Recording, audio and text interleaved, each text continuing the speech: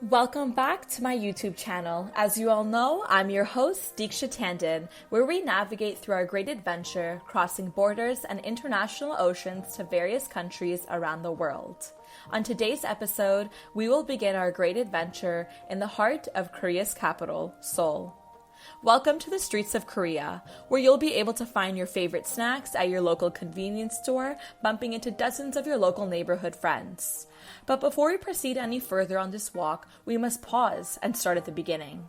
The beginning where I had not a clue of what Korean cultural products even were, because I was so focused on being true to my Canadian roots.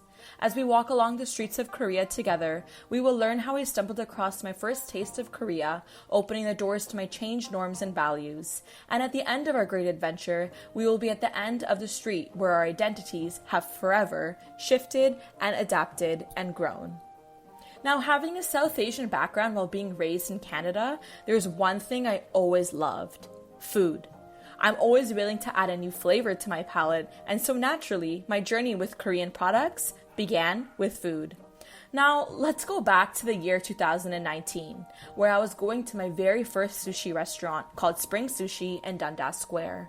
While the aromatics of fresh fish and wasabi filled the air, my waiter came up to our table to make sure we were happy with our meals. I eagerly responded, "I absolutely love sushi. I love Korean food."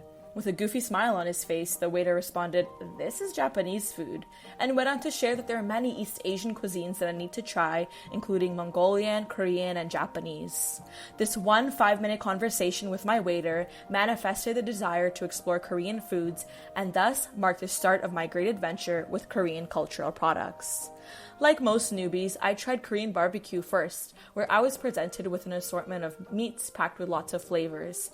Slowly but surely, these new flavors sparked my interest to learn more about other Korean products out there.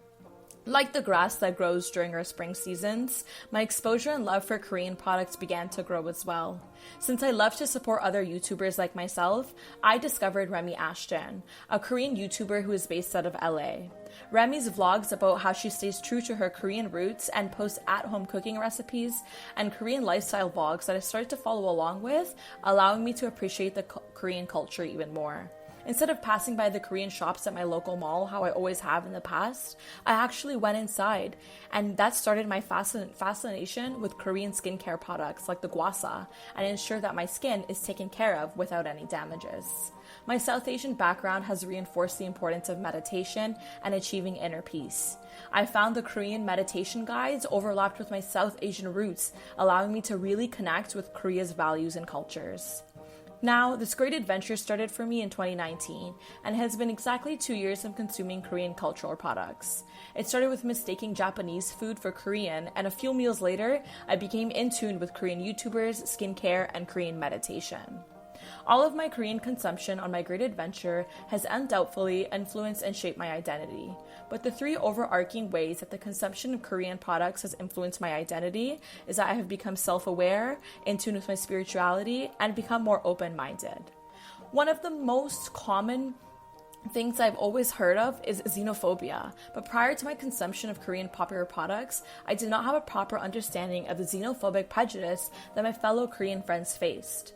I reflected on my social media posts, language I used when speaking and describing my Korean friends, and I started analyzing if I've ever been a bystander to xenophobia. Through these reflections, I was able to become more self-aware of how I could change my behaviors and, in turn, not contribute to subconscious xenophobia. Prior to my consumption of Korean cultural products, the notion that assimilating to Canadian values and behaviors was my only option, something that many other Koreans face.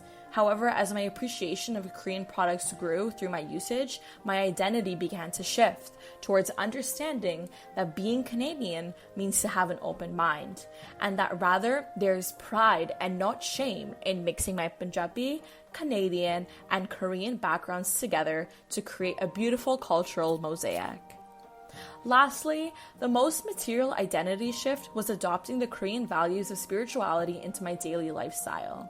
Through meditation, deep breathing exercises, and a focus on maintaining an abundant mindset, I have become in tune with my spirituality, where I embody Korean values of peace and serenity.